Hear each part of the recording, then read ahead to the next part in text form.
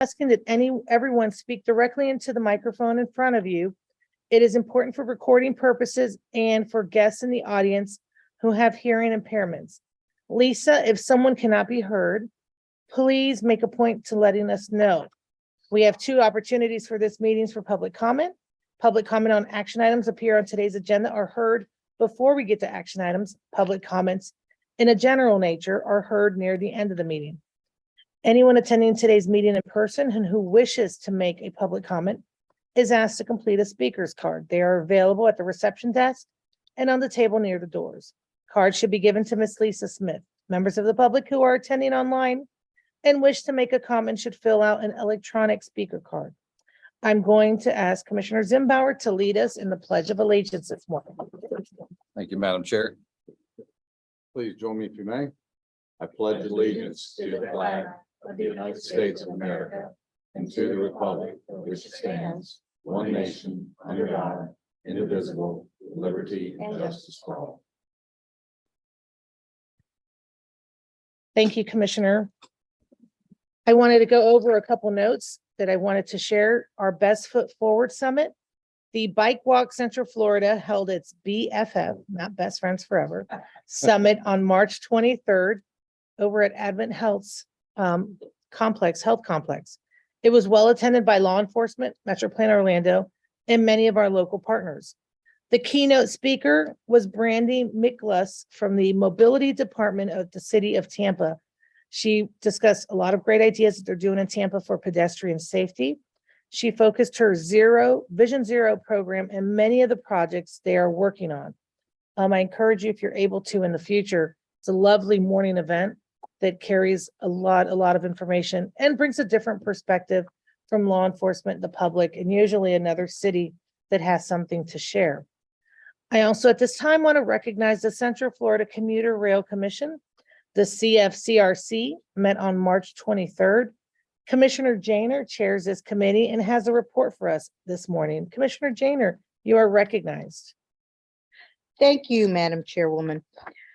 So a CFCR meeting was held on March 23rd in the Lynx boardroom. The commission heard updates from FDOT on the Sunrail system. Some mobile system updates included the average daily ridership was over 4,000, which is a significant increase over last year. The service ran on Saturday, March 4th, and had a ridership of over 11,000. The Phase 2 North is proceeding with a groundbreaking ceremony on May 22nd. Mobile ticketing is being advanced with a rollout later this year. Quiet zones are being established with a few outstanding areas in Orange and Seminole counties. An update was presented on Sunrail transition with the FDOT and the local government partners meeting every 2 weeks to work through issues. FDOT gave an update on the Sunshine Corridor. FDOT will advance the T-CAR, which is an alternatives analysis for the project. The next CFCRC meeting is May 25th at 2:30 at Lynx Central Station. Thank you. Thank you, Commissioner Janer. Are there any comments or questions for Commissioner Janer from any of our board members at this time? Okay, seeing none, we're going to move forward. Now we want to discuss the MPOAC Institute. It's back, and Commissioner Moore and Commissioner Castano attended the April 14th, 15th session in Orlando. I'm anxious to hear about their thoughts, not only because it's been a while since we had it, but it's condensed now. And we look forward, Commissioner Moore, if you would be so kind to share how this, you've attended before and attended the new version. We'd love to hear some feedback on how it went. Well, I definitely enjoyed the collaboration and the work with some of the other commissioners. The lunchtime, it was certainly helpful and to hear what was going on in some of the other areas.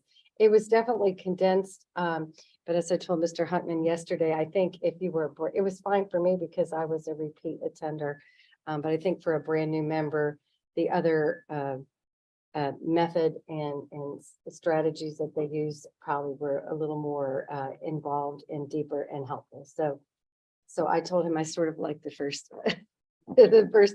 seminar better than I liked the second, except for the ability to collaborate with some of the other commissioners. I have to agree, because even on a 2.5 day, it was a lot to consume. I couldn't imagine one day what that entailed. you probably only know acronyms by the time you leave. Well, thank you, Commissioner Moore, for your feedback, and hopefully, we'll see, we're gonna find out statewide how this, tailed, and I know there's another class coming up in Tampa, and I believe we have folks already signed up for that. I don't believe we have anybody signed up from MetroPlan to attend the Tampa session, but I also understand that they're going to have one later this year out in the Panhandle as well, for convenience mostly. So do we have available spots for Tampa if anybody wishes to If- attend? Sure. Mhm. Great. I encourage anyone who would like to learn more and to get your feet wet on this. That would be great. I want to move on. Thank you, Commissioner Moore, for the update. We're going to move on to the Central Florida MPO Alliance. The Central Florida MPO Alliance met on April 14th. Commissioner Moore is the chair of that committee and has a report for us this morning. Commissioner Moore, you're recognized again. I guess I'm up again. This time will be easier because I can read. All right. The Central Florida MPO Alliance met on April 14th. Our only action item was approval of the February meeting minutes, but we did have a quorum. And there were 3 wonderful presentations on the agenda, which included review of new funding for the regional project prioritization list. And there were status updates on the 2045 CFMPOA, LRTP, and regional indicators report. And there was a presentation on the 2020 census impacts in this urban area boundaries, which is also a subject that this group will have to take up today. And our next Alliance meeting is October 13th, 2023. Thank you, Commissioner Moore. Any questions or comments from the board? Seeing none, we're going to move on. We appreciate that update. Mayor Dyer, Commissioner Arrington, and great to see you this morning.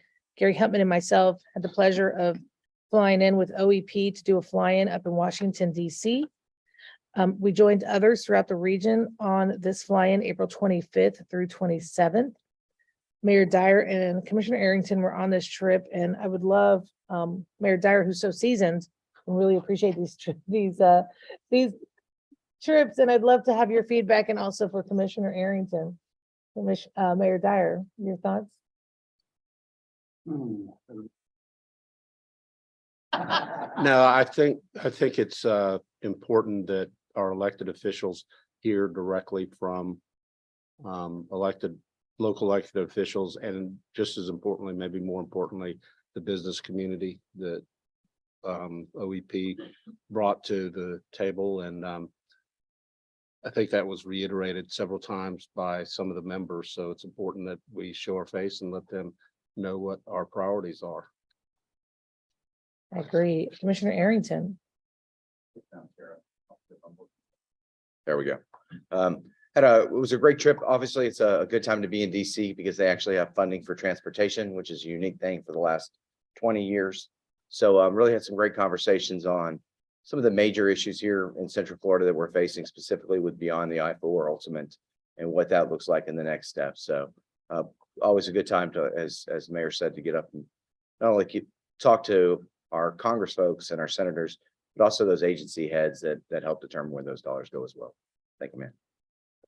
Thank you, Mayor. Thank you, Commissioner. I wanted to add my 2 cents, echoing Mayor Dyer. It was a good time, and you can tell by the photos, but more than anything, we had an opportunity to meet with some higher staff in Washington, including Administrator Batts, who is the Federal Highway Administrator, who it was very comforting to hear positive discussion about Florida, in particular Central Florida. And I know Commissioner Arrington and I both invited him here to do, he loves Disney, well, his daughters do. So we said, we'd love to invite you to do more. And it's great to hear that we're on a positive note when it comes to transportation. And also echoing Mayor Dyer, we were able to meet with the Department of Commerce and seeing how that all also comes together, the fluidity of it with business transportation. So I think it was a fantastic time, and it's always great for us to be in front of them. So they're like, we are the local elected business leaders, and we're here to advocate for Central Florida. So thank you all. Are there any questions or comments from the board? Seeing none, we're going to move on to the MPOAC. The MPOAC Executive Committee met on March 29th. The MPOAC Governing Board met on April 27th. We approved the January 31st meeting minutes. We had a discussion led by Chair Vanessa Bond for the Sarasota Manatee MPO on her vision for MPOAC. We heard agency reports from FDOT, Federal Highway, and FTA. We heard a detailed presentation from FDOT Secretary Perdue. He emphasized the importance of the partnership between FDOT and the state's 27 MPOs. We heard the executive director's report that included feedback from him on the first of revised MPOAC Institute. I failed to say I am the vice chair on the governing board, so it's a pleasure to represent Central Florida and continue to advocate for us. Secretary Perdue brought so much value to the conversation when we met on the 27th, and again, it just shows his confidence and leadership that we have with Secretary Tyler. And one of the things that was so great that stood out from him is he's been Secretary Tyler and he's been other district secretaries, so he understands what we're going through and understands the needs. So it's very comforting to know that the leadership in Tallahassee is in tune with what we are doing at the MPO level. So any questions or comments? Seeing none, we are going to move on to the Osceola County Transportation Summit. Commissioner Janer and her staff had a transportation summit yesterday, a very successful transportation summit yesterday. I understand that you had a great attendance, and Commissioner Janer, we would love to have some of your comments and feedback from your event. Thank you. Yes, it was actually wonderful attendance. A lot of people interested in transportation. It's good to see. We were actually sold out and had to stop ticketing for the event. So on May 9th, Osceola County, in partnership with MetroPlan Orlando, FDOT District 5, Florida's Turnpike, and the Central Florida Expressway Authority, held a transportation summit at the Kissimmee Civic Center. Over 350 contractors, consultants, and residents were in attendance. The program consisted of presentations by Gary Huntman, Tony O'Lory from Osceola County, Secretary John Tyler, FDOT, Nicola Licori, the Executive Director of Florida's Turnpike, and Michelle Mikish, Executive Director of CFX, to showcase projects that will be developed in Osceola County within the next 5 years. Osceola County has been working with our partners to address the transportation issues associated with being the third fastest growing county in the nation. This has culminated in over $5 billion worth of transportation projects over the next 5 years. I would like to extend a note of gratitude to MetroPlan Orlando, FDOT, and the Turnpike and CFX for being part of the Osceola County Transportation Summit. We're nothing without our partners. Thank you, Commissioner Janer. Congratulations on such a successful and well-attended event. Do we have any questions or comments? Yes, Commissioner Moore actually has a question. Commissioner Janer, I actually had the opportunity to have a tour with Glenn Pressimo of CFX down your Poinciana extension, and I was just curious what the comments were and concerns or what you were hearing about that proposed plan for CFX.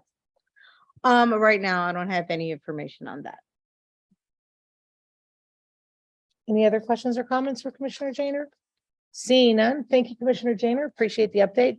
We're going to move on to our new segment called MetroPlan Orlando Safety Moment. We all discuss Vision Zero. We all discuss pedestrian safety. FDOT has taken an aggressive measure along the Orange Blossom Trail corridor to make sure pedestrians don't die when they cross Orange Blossom Trail. And it has been an interesting addition, but a good one, when hopefully we will see the data and we're not going to see Orange Blossom Trail continue to lead in pedestrian fatalities. So at this moment, we wanted to share something that new that we are starting as we look forward to approving our Vision Zero resolution. And we begin working on the Safe Streets and Roads for All grants and preparing for the safety action plans in the coming months. Safety has been a concern of mine, and I believe that we should take this time to recognize just how critical it is that we have all of this and we're doing this all together. Mike Wilson, will you please come to the podium to introduce this month's message? Thank you, Madam Chair. Good Good morning, everyone. The Vision Zero approach has its underlying safe systems approach, which as you can see here, depends on having safer people, safer vehicles, safer speeds, safer roads, and improved post-crash care. So we're kind of using that as our basis for exploring different areas of safety within our safety moment messages.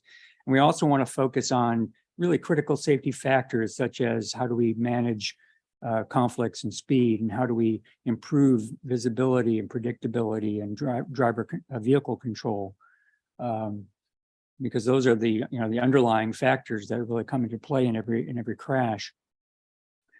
So that we wanted to give it some structure as to not just willy-nilly, picking ideas out of the air.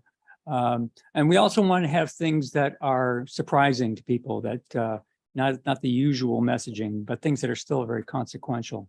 So to that end, our first, if you want, next slide, our first safety moment comes from Victoria, Australia. This is a PSA they did probably 10 years ago that addresses the issue of speed and how important small differences in speed can have very profound consequences at the downstream end. We'll warn you that in places like Australia and Europe, they tend to be a bit more bold and graphic with how they present things when it comes to safety messages. So be forewarned. Also, because this is from Australia, I've given you a handy conversion chart from kilometers per hour to miles per hour. So Lisa, if you would go ahead and play the video. Our job is to reconstruct serious crashes and get evidence that may be used in court. Now, this young woman landed here with serious head injuries. Following the huge force that threw her over 6 metres on the impact here, we can work out she was hit at 32 kilometres per hour by analysing the car and these tyre marks. So we started braking here and first saw it when he was travelling at 65. But let's change one small thing. Now he's doing 60 when he sees her. And this time he hits her at only 5 kilometres per hour. She'd just have a bruised leg. And we'd never have been called to this incident.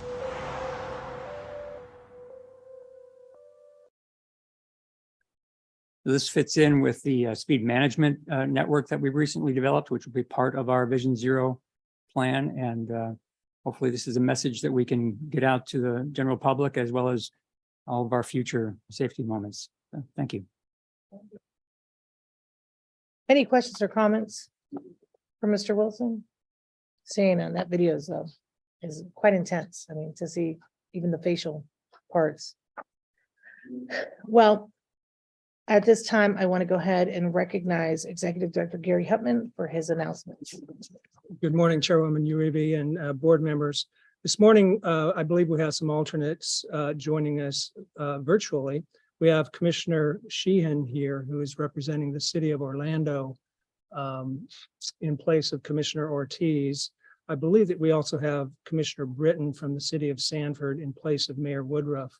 And Tom Green from the Orlando Sanford Airport is traveling today, but I understand he was going to try and join us virtually as well. So thank you all for joining us. We have a special guest here this morning. Nicola LaCour, who is the Executive Director and CEO of the Turnpike, joins us for a visit this morning, and she'll be making a few remarks under the DOT report on your agenda. So thanks, Nicola, for being here. Mayor Dyer, at the last meeting, you asked us some questions, I believe during Eric Hill's presentation about the flashing yellow signals. Eric and I had a meeting with DOT since then, immediately after that meeting, and we learned that the jurisdiction that's responsible for maintaining those intersections or for maintaining any intersection can conduct a left turn phase study to either add the protected permissive flashing yellow or convert an existing protected left turn to a flashing yellow. Safety is key to this, and they're obviously not allowed any place where you have dual lefts. I've included more details on our meeting with DOT, and that's included in your supplemental folders if you want to take a look at that. We had our federal certification was after our last board meeting. Every 4 years, we have that. It's mandatory for us to maintain our certification from Federal Highway and Federal Transit Administrations. We spent the better part of March 15th with them to confirm that we're following all of the rules and the regulations. It went very well. Much of the discussion was around our long-range plan, our prioritized project list, our transportation improvement program, as well as public involvement and our communication methods. We had many members of our committees and those familiar with our work who spoke during the public meeting. So I want to thank each of them for taking the time. Cynthia Lambert and Alex Trauger were the stars of the day, and I wanted to publicly acknowledge their preparation and participation. They really helped to make that a successful review. Moving on to the Brightline Station unveiling. Cynthia and I and many of you attended the Brightline Station unveiling on April 20th. It was a very nice event, well attended. The station is very impressive. I understand that they have started ticket sales this month, or they're intending to start them this month. Wanted to make a few comments also about the Washington fly-in. I joined others from the region on that trip, and one of the focus areas for me, obviously, was transportation. I had the opportunity to meet with key staff members of the Bipartisan Transportation and Infrastructure Committee. Met with Representative Mills from here in Florida. Also spent some time with Representative Rick Crawford from Arkansas, who is the chair of the Highways and Transit Subcommittee of the House Transportation and Infrastructure Committee. And he was very impressed. I mean, he was meeting with a group of folks from Florida, but he was very impressed with our use of tolls. And he seemed to really understand the advantage, not just from the revenue generation, but the other opportunities that we have by having toll roads, such as toll credits. Very envious. So I wanted to pass that on.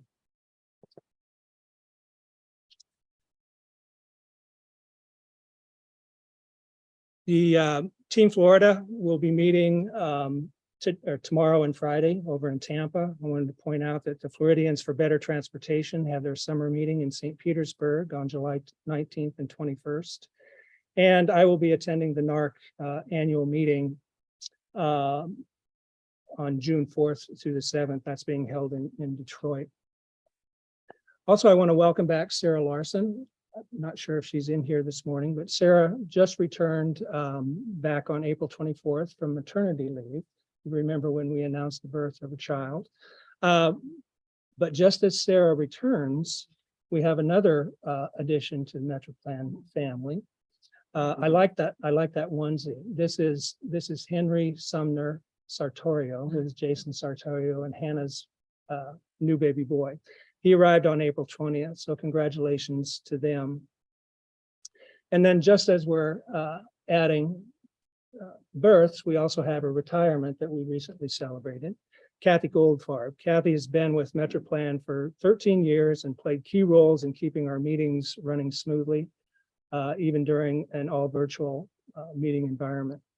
She recently retired. Her last day with us was Friday, the 21st of April. Many of the staff were able to get together with her for lunch last Thursday, and we wish her well in her retirement.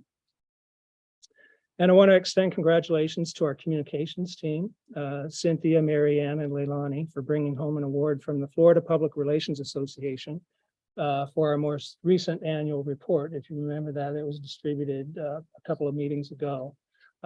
Very eye-catching and a simple read, and we've heard a lot of comments from others, from our peers around the state on that. So they always do a great job and deserve this recognition. In your supplemental folders, I wanted to point out a couple of items that you have this morning.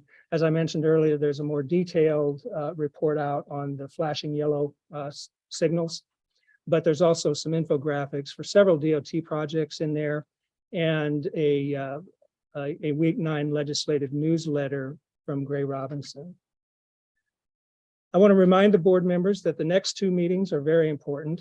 You'll be receiving previews of the prioritized project list and the transportation improvement program at the June meeting. And then at the July meeting, you'll be asked for your approval of those two documents. We're required to have those approved and submitted to DOT by July 15th. So it's critical that we get that taken care of. And then just a reminder, as we're approaching that July meeting, and you should all have this on your calendars, but remember that we changed the time of that to accommodate some budget hearings. So that the start time of the July meeting is 8 o'clock, not 9 o'clock. Just a reminder on that. Yeah, yeah. And that completes my announcements. Commissioner Reedy. Besides the early morning announcement, are there any other questions or comments for Mr. Hutman at this time? I think that's, and the whole presentation was good. That's what they heard.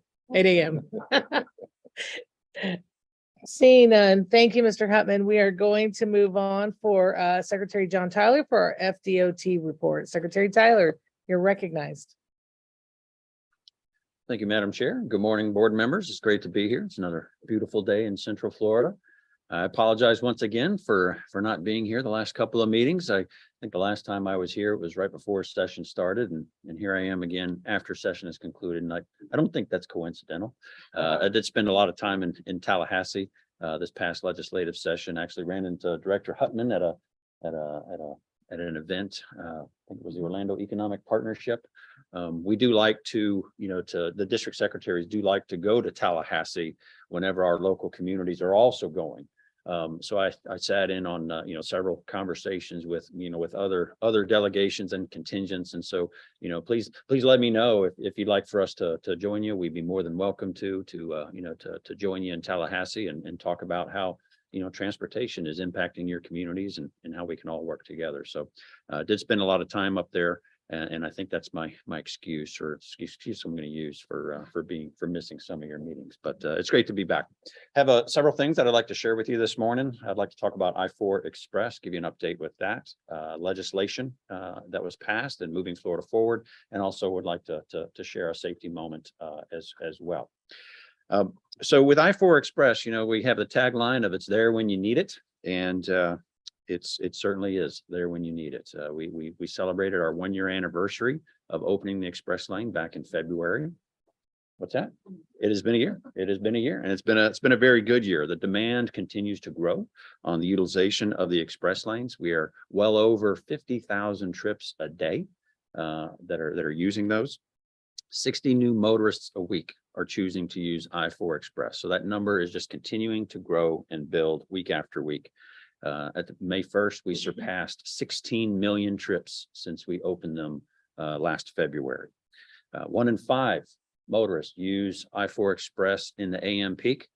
And interesting enough, 1 in 4 use it to go home in the PM peak. So a few more people are choosing to use it in the evening. So if you've chosen I-4 Express, you're probably feeling some of that buildup of demand, and we are monitoring that very closely.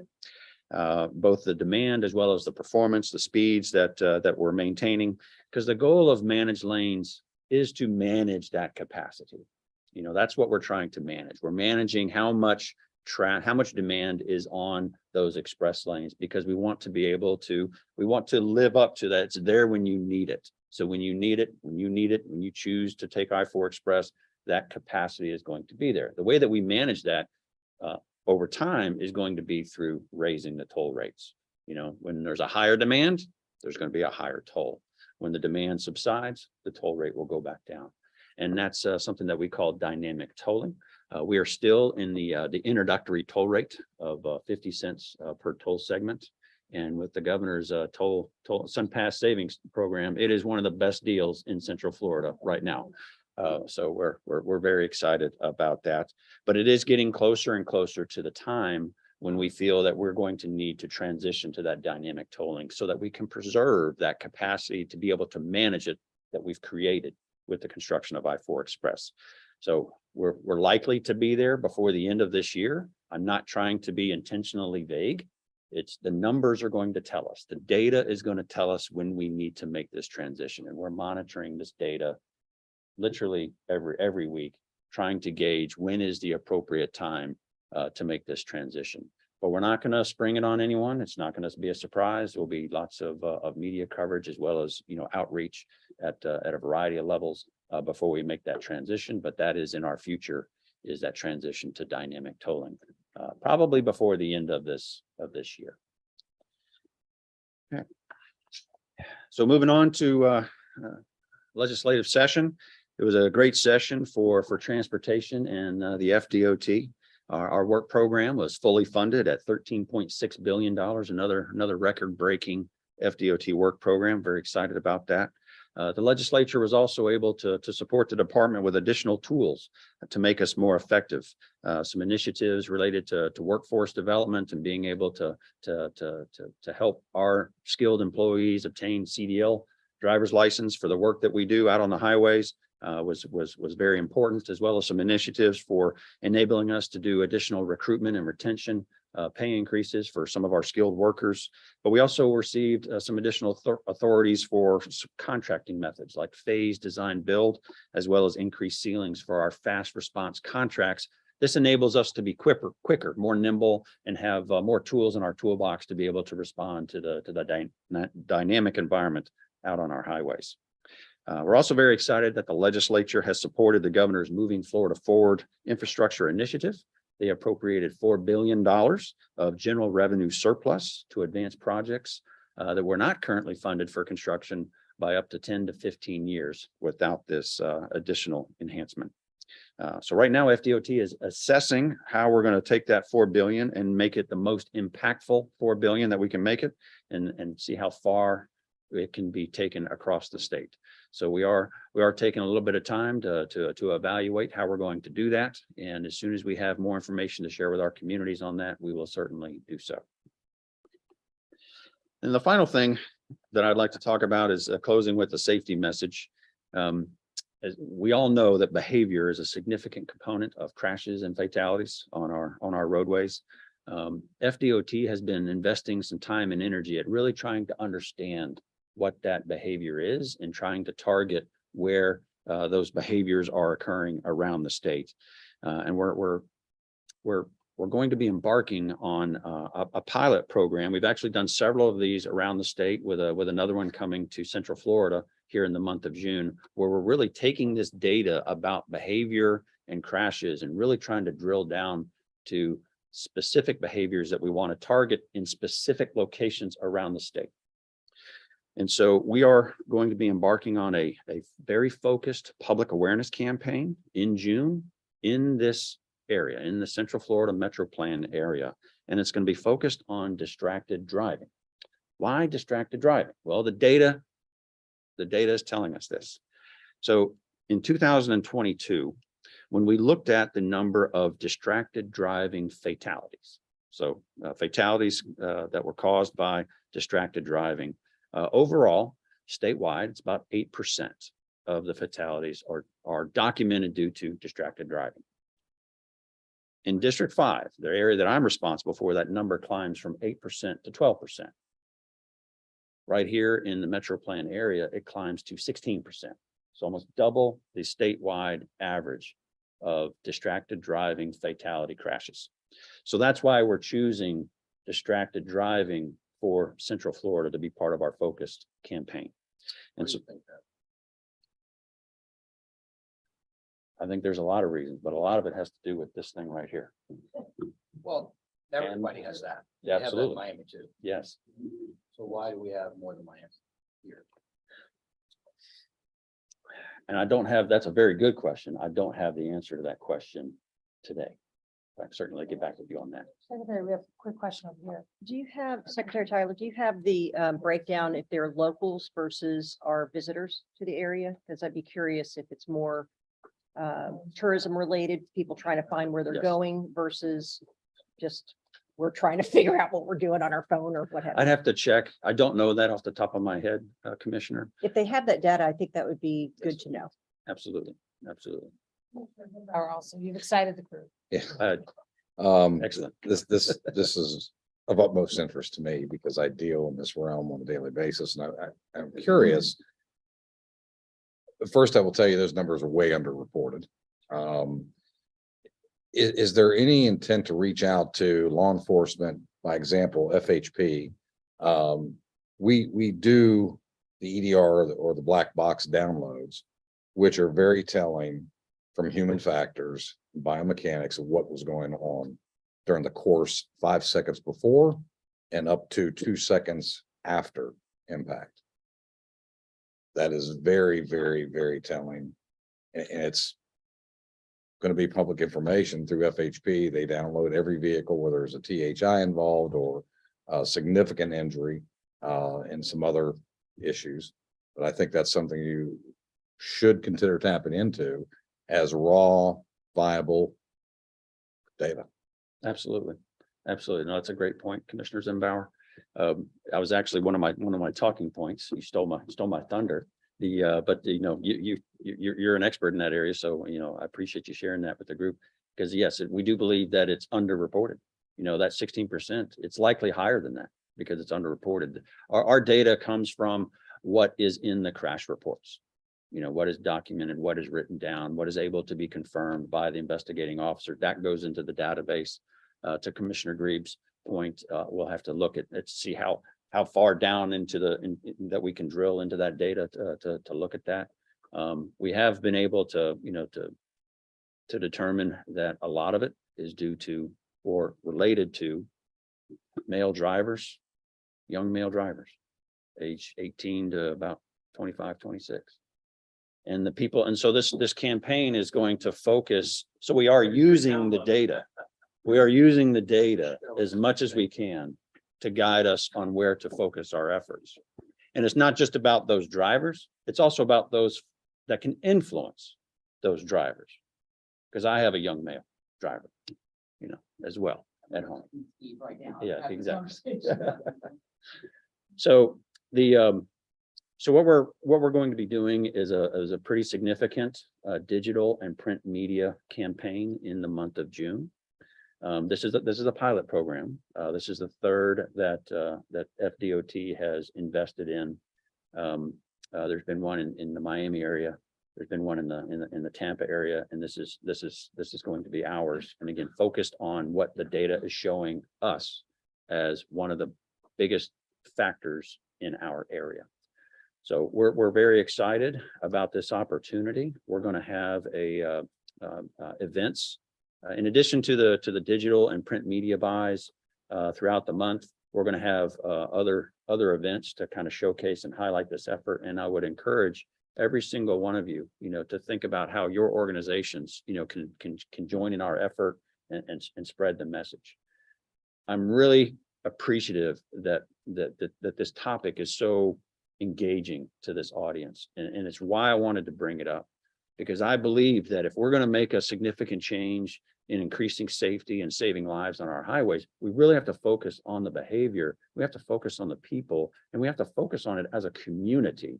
If all of us are working together, well, we're going to have a much greater chance of achieving a result that we're looking for. And Commissioner Zimbauer, to your point, we do have a law enforcement liaison group.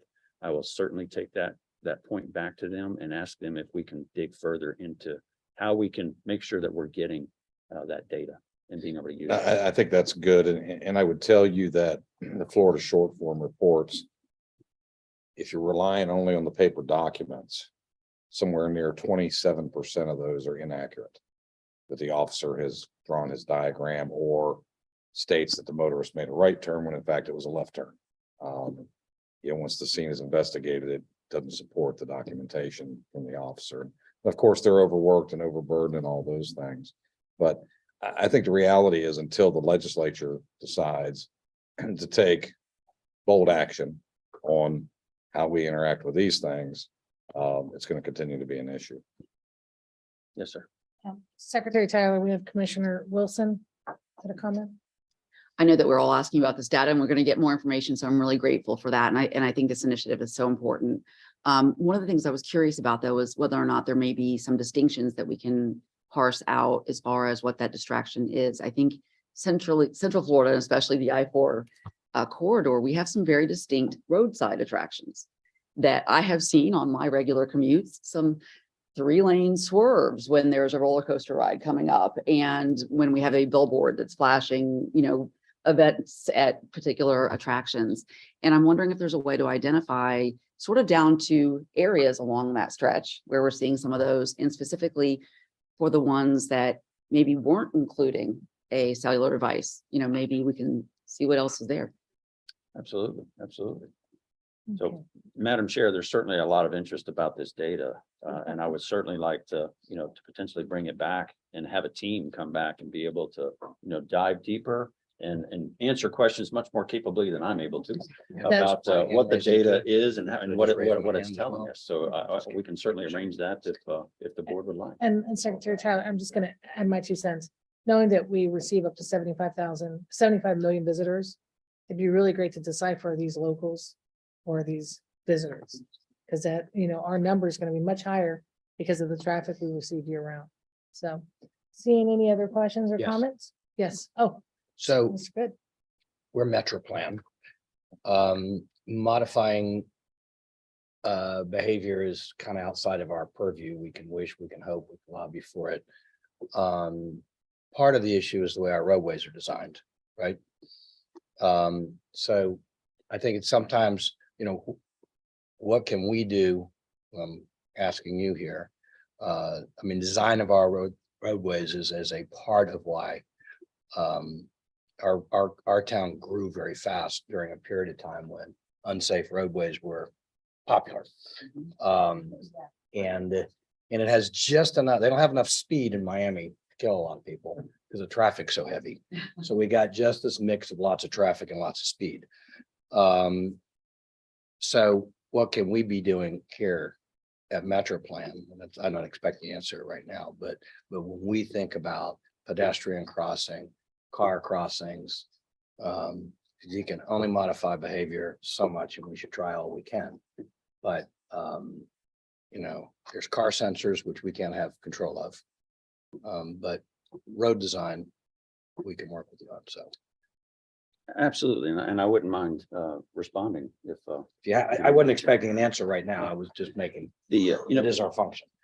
earlier in the meeting, a graphic was put up about the safe system approach, which included, safe highways, safe vehicles, safe drivers, safe speeds, and the post-crash care. I think that was all 5. And it does take all of those working together, to really make a fundamental difference in our crash problem. Infrastructure certainly has its place.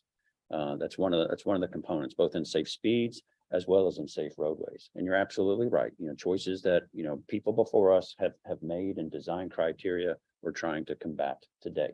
Absolutely. The limiting factor with infrastructure is always going to be funding.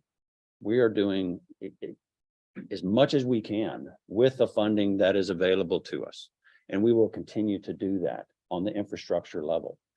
But I believe that we have an untapped potential. I do believe that we can, as a community, influence driver behavior, as well as reach out and have dialogue with the vehicle manufacturers about safe vehicles. When connected vehicles are able to permeate the market much more prevalent than they are today, that's going to be another game changer when it comes to traffic safety. Post-crash care, the coordination with law enforcement and first responders, we can make a collective difference when our communities engage in all of those components, all of those quadrants of the safe system approach, and not just being solely focused on safe roadways. We're going to be not just singularly focused on safe roadways. We want to be focused on all of those components of that safe system approach.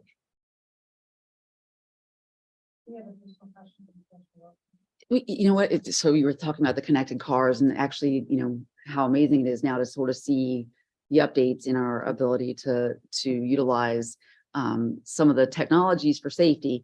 But I have had it was an interesting thought, because you look at these ongoing projects and how rapidly some of these things are coming online.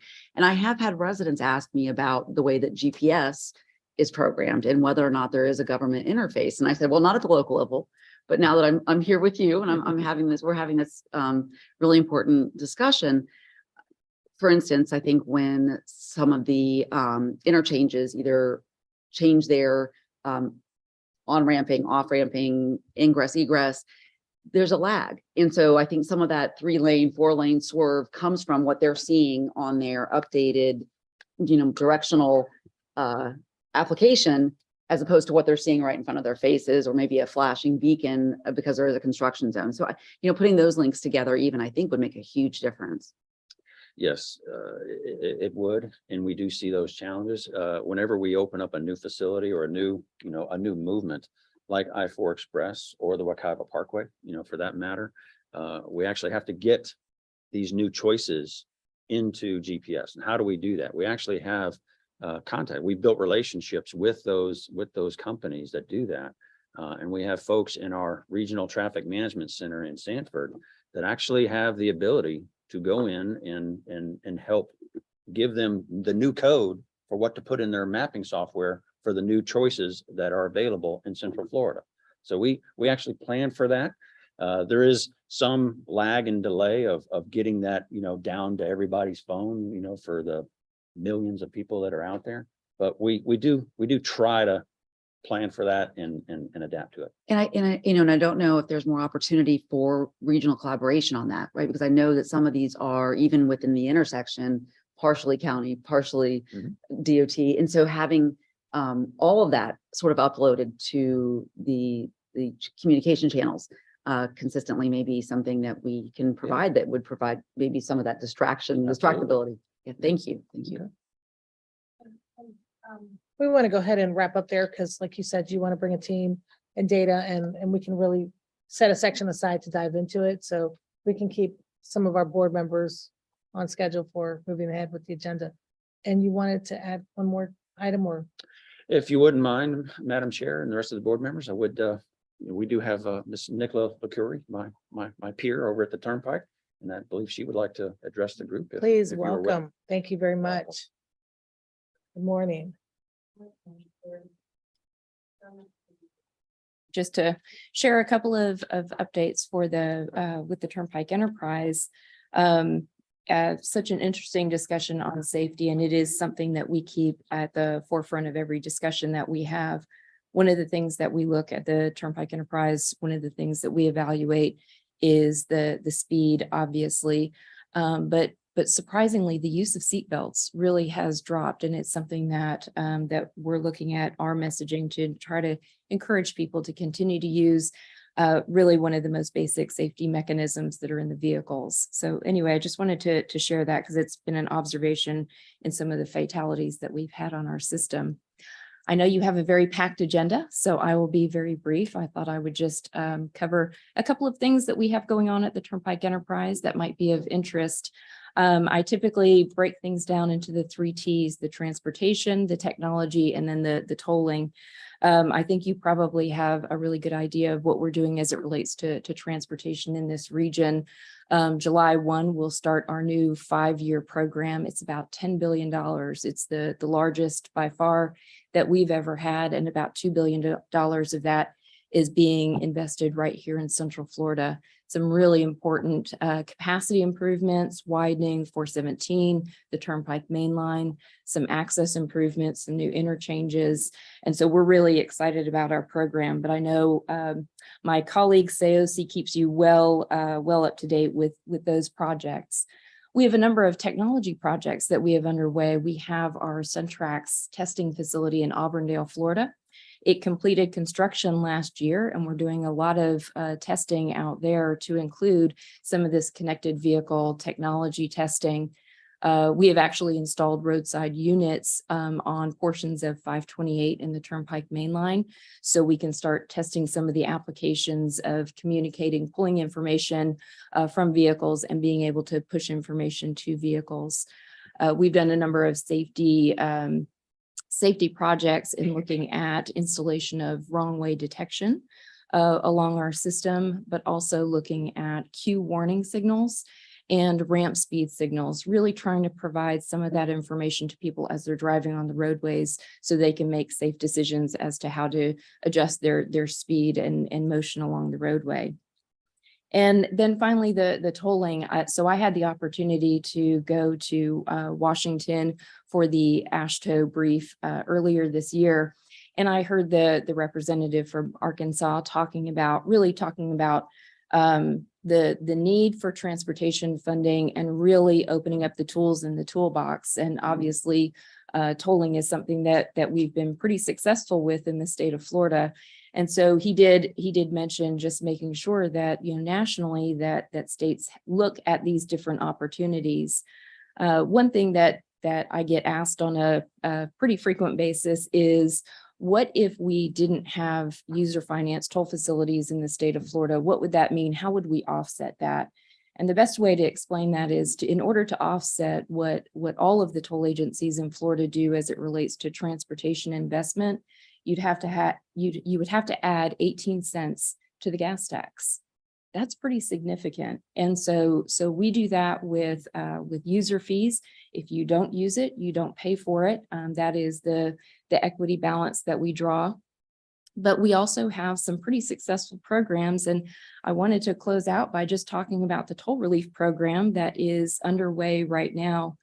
In December, Governor DeSantis challenged us and introduced a toll relief program, a first of its kind. I don't know of any other agency that has deployed a program like this. But basically what the program does is it provides a 50% credit back to customers that have an active transponder that touch toll facilities 35 times, 35 transactions in a month. And you get a 50% automatic credit as long as your account is in good standing. That is a pretty good deal, 50% off. That's a pretty good deal. So that's running, it launched January 1st, and it runs through the end of December. We are right now doing the reconciliation for the April credit that will post to accounts on Monday. So be looking for that. But the really important thing about that is we have 3 back offices in the state of Florida. We have the SunPass back office and our SunPass brand. We have the Central Florida Expressway back office with the ePass and Uni brands. And then Lee County has their own back office. And so each of our back offices are working together to deploy this program. And it has been very, very successful. So it doesn't matter SunPass, ePass, Leeway, it doesn't matter what transponder brand you have, just make sure your transponder is in your vehicle and your account is up to date, and you'll enjoy the benefit of the credit if you meet that 35 transaction threshold. So for the first 3 months of the program, we have provided $112 million worth of credits to customers, and we've touched about 1.2 million accounts. So pretty successful so far. So I leave you with that. It's a great program. I hope you all are benefiting from it. I wish you would share it with your community and make sure that people are aware of the program. And with that, I'm happy to take any questions. Thank you very much. Wonderful information. Any questions or comments from my board? Secretary Tyler? Yes, Commissioner Scott. Good morning. Thank you for your presentation. You said they have to meet the 35 transaction a month threshold. I guess my question would be, if they don't meet that threshold, do they still qualify for the discounts that you guys used to do in terms of like, I don't know what it was, but like the electronic rate versus the paid by plate rate versus the actual cash rate? And so if I don't meet that threshold, do I still benefit from those previous discounts, or is this the only discount program? Correct. No, the programs work independently. Okay. So whatever other program you qualify for, you still qualify for that program. This would be in addition to. Certainly. Great. Any other questions or comments? Great. Thank you so much. Thank Thank you for you. the information, and thank you for attending today's meeting. With that, I know we're a little behind. We're going to move on to roll call and confirmation of a quorum. Miss Lisa Smith, you are up. Thank you. Good morning. I will ask the members that are joining us virtually to please unmute yourselves now for the roll call, and you can go on mute again after your name has been called. Arrington. Bates. Here. Bonilla. Castano. Here. Gomez Cordero. Scott for Demings. Here. Dyer. Here. Dowlis. Here. Good. Green. Here. Reed. Here. Janer. Here. Lockhart. Here. Moore. Here. Nelson. Here. Sheehan for Ortiz, Here. Uribe, Wilson, Here. Britton for Woodruff. She is virtual. I know she's there. I saw her. And Zembauer. Madam Chair, that concludes the roll call, and we do have a quorum. Great, thank you very much. We are going to move on to agenda review. Gary, you're recognized. Mr. Hutman. Yes, Chairwoman Uribe, the only change to the agenda is we need to remove item 12B, which is the presentation of the 2023 legislative report. Ryan Matthews was intending to be here, but was called out for a family, a personal event in his family. So we're going to have that next month. Okay, sounds great. And we look forward to having that update in June. We're going to move on to committee reports. The Municipal Advisory Committee, Mayor John Dallas, you are recognized. Thank you, Madam Chair. The Municipal Advisory Committee met last week on May 4th. MAC approved our March meeting minutes. We then appointed our bylaws review and nominating subcommittee. This group will be meeting over the next few weeks and will report back to MAC at our next meeting. We received status updates on MetroPlan Orlando's Safe Streets and Roads for All grant and MetroPlan's bicycle and pedestrian count program.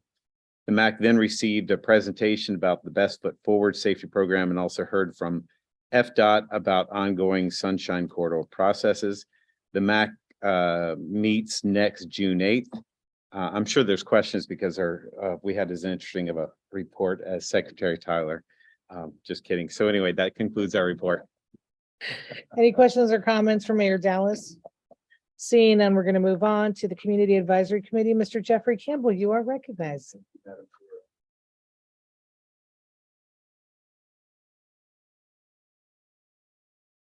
So thank you for your approval on that.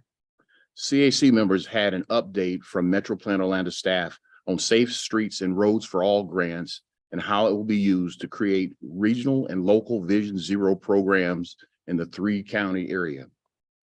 There was also a safety moment presentation that underscored the importance of reducing speed to save lives.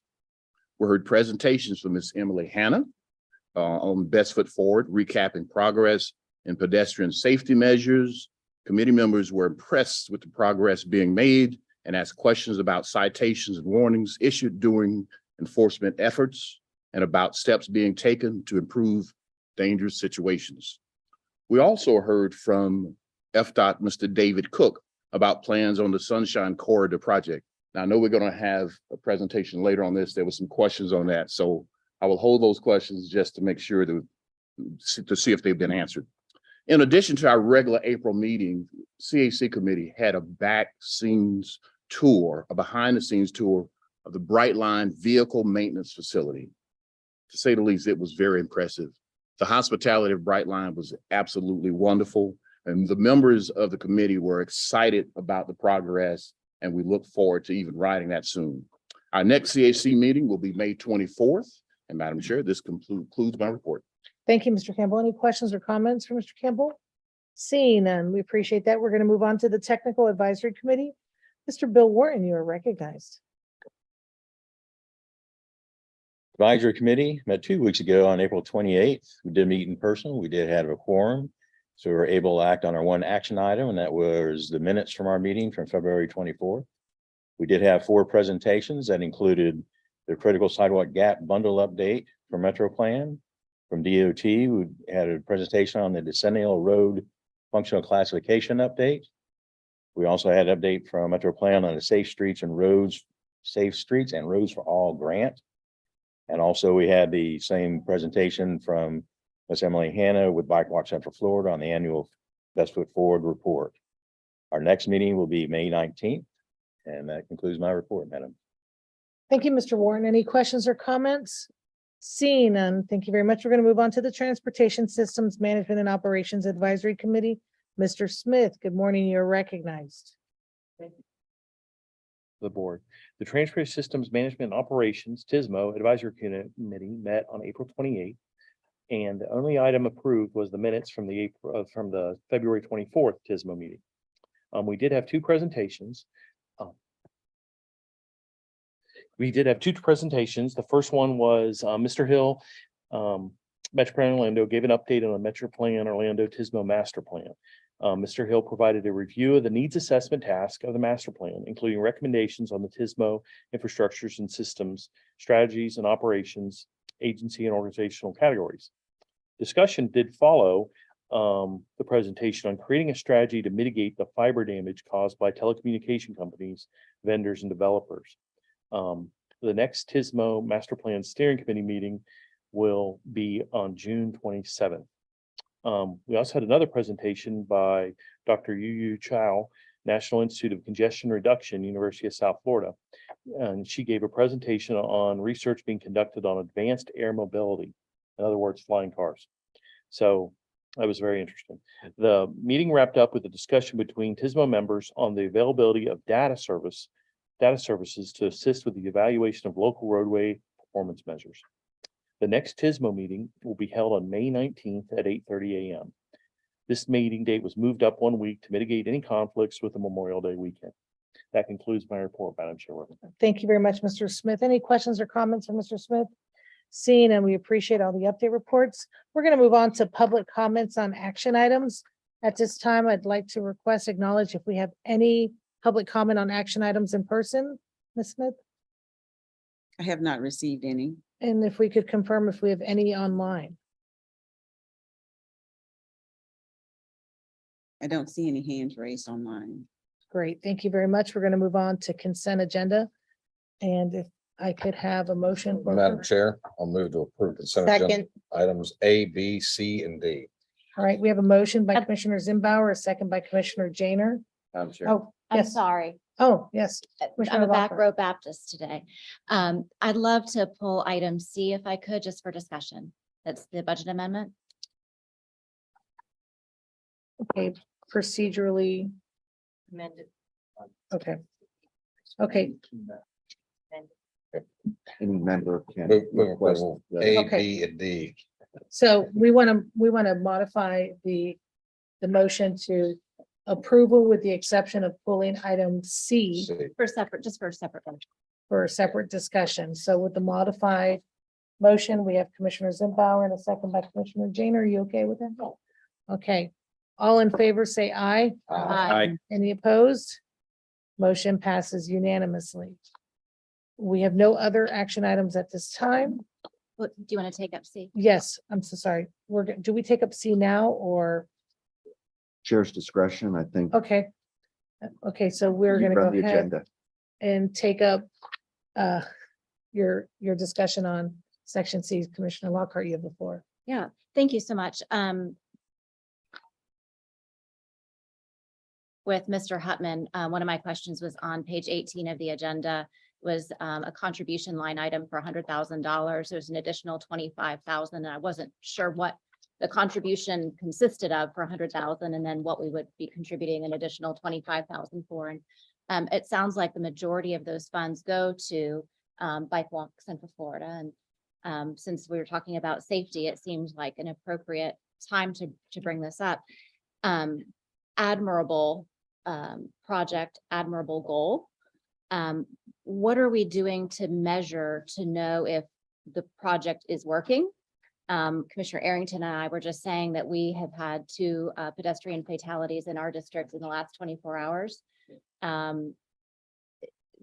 the risk of sounding heartless, which I am not, at what point do you determine that adding additional funds to something, is adding more funds going to help make it work better? Or do we need to pivot and maybe look at another type of project that might be yielding better results? I don't even know what the expectation is for the results of the program.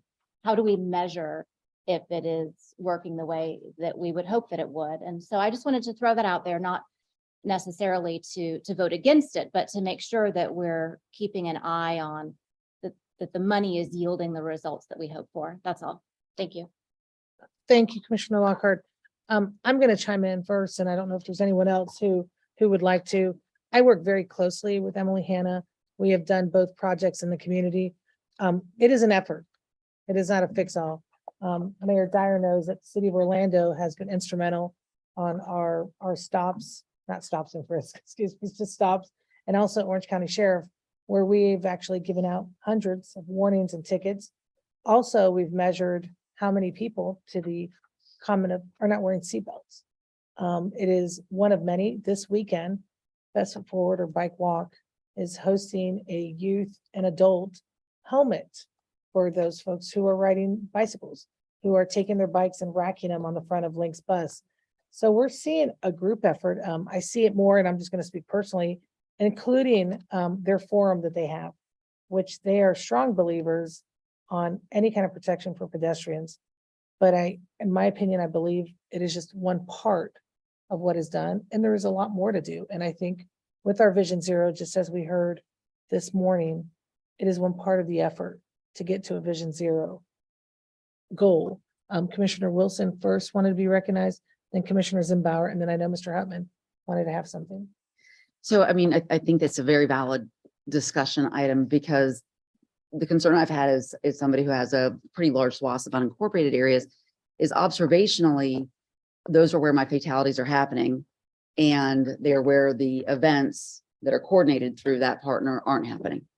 And so, you know, we did, after the last MetroPlan meeting, we did include them at my town hall, which, even though the town hall was supposed to really address a myriad of issues, it all ends up always being traffic safety, pedestrian safety, bicycle safety. And I too had a fatality yesterday in my district. And so I think, you know, maybe getting a little bit more into specifics on equitable distribution of how those services are coming to us as members, knowing that we're all contributing to this as members. Because I find that sometimes those bigger efforts are where we do see an overlap of agency. And so that's a concern, because we know that pedestrians don't necessarily get themselves into a jam thinking it's okay if I walk here because I have a municipality, the county, the, you know, extra layers of support. So I do think that there's some good, I think, opening for getting more evidence in the way that those programs and projects are being distributed throughout our service areas. Commissioner Zimbauer. Thank you, Madam Chair. Of course, viable question. I think we can look at this in a number of ways and fashion. You know, this type of money, I would argue, if you save one life through this program, it's money well spent. It is not the ultimate tool that is supposed to end all of these issues that happen, unfortunately, with pedestrians and motorists. It's a much more holistic and global discussion as far as distraction by drivers, as far as roadway design, as far as changing the habits of how people truly cross roadways. You know, midway points that don't have crosswalks, motorists not paying attention to flashing crosswalks. I think there's further discussion that should be had, and from the standpoint of how those areas are prioritized. I think that's already being considered. It's my understanding, at least in my county, the way that was looked at was some of the areas of highest occurrence of violators, but maybe that's something we should have a discussion much deeper on how we get there and what it really means to help everybody understand that process. Great. Mr. Hutman. Yeah, Madam Chair, I was just going to add, when we got into the Best Foot Forward program 11 years ago now, it was intended to be a seed money. And the goal of the Best Foot Forward program is to improve the yield rates at the locations that they're studying and at intersections. And from that perspective, they're being successful. So you might ask yourself, you know, if they're being successful, why are we seeing this increase? Kind of unrelated in a sense. But Emily was just here, I believe, at the last meeting and gave a kind of a presentation of her annual report showing the success of the yield rates at intersections. So from that perspective, you know, it's a very successful program. We will be meeting with Emily probably in the next couple of weeks to talk again about our agreement with her and the program and the budget and so on. So, and we'll report out on that.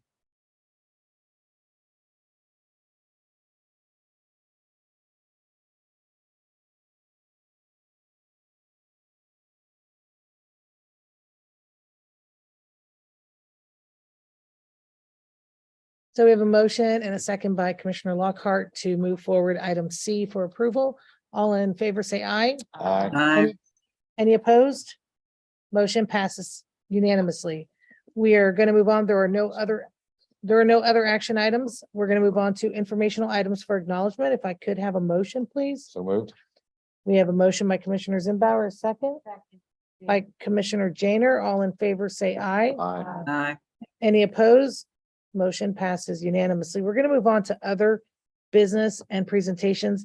I know we are quite behind on our schedule, and I know Mayor Dyer, if I could, Mayor Dyer needs to leave before the end of the meeting.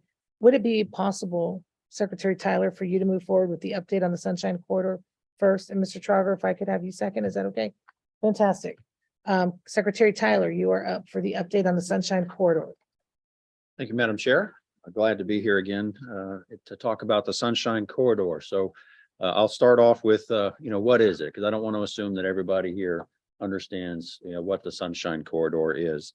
It is a multimodal passenger rail improvement program that will connect Central Florida along a new east-west alignment between Orlando International Airport, connecting to the existing Sunrail line, and then ultimately to Tampa. It leverages existing and planned modal investments that have already been made or planning to be made in our community, including Orlando International Airport's Terminal C and their intermodal facility, Sunrail's existing mainline service, Brightline's yet soon to be opening Miami to Orlando International Airport service, and the I-4 Ultimate BTU expansion program, which you've heard in the past that we are making accommodations for a rail corridor in the I-4 alignment. So all of those things acting together give us an opportunity to try to take advantage of the Sunshine Corridor. Potential proposed station locations include Orlando's International Airport, one of the busiest airports in the United States, with over 22,000 employees at the airport. Another potential station location at the Orange County Convention Center, which the convention center and the attractions in that area account for millions of visitors a year and over 75,000 employees in that activity area. And then a third potential location along South International Drive, which also hosts over 55 million visitors a year and has over 50,000 employees in that activity area, along with potential or an intercity rail connection over to Tampa and potentially with additional stops from here to there as well. So quite a far-reaching vision for the Sunshine Corridor. About a year ago, last May, in fact, the CFRC, that's the Central Florida Rail Commission, Mayor Dyer was the chairman of the commission at that time. They asked FDOT to take on a role, and FDOT accepted. So what did that role entail? It's evolved a little bit over the last year, but it started off as first to facilitate communication and collaboration amongst the public and private partners that have an interest in seeing the Sunshine Corridor move forward. Those partners include City of Orlando, Orange County, Osceola County, Seminole County, and Volusia County, the 5 partners of Sunrail. The private partners included Brightline, as well as Universal Studios and Orlando's Right Rail Group. Those are the primary partners, but we haven't left the conversation solely to them. We've also brought in other stakeholders as well along the way that include Orlando International Airport, Lynx, MetroPlan, as well as Disney. So that was our first role, was to facilitate the communication and collaboration amongst those partners about trying to create this opportunity for the Sunshine Corridor. The second task for the department was to develop a ridership study, which we are in the process of, and I'm going to talk a little bit more about that in a moment. The third task was to seek and capitalize on FDOT's relationship and our experience with FRA and FTA to be able to coordinate with them so that we could find out how we could take the most advantage of the federal programs from both the Federal Railroad Administration, which is responsible for expansion of intercity rail, as well as FTA, the Federal Transit Administration, that is responsible for the expansion of commuter rail.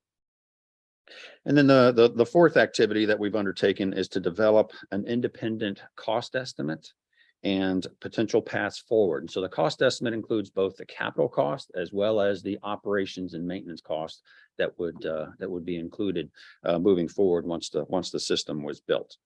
So those are the kind of the 4 high-level activities that the department is taking on.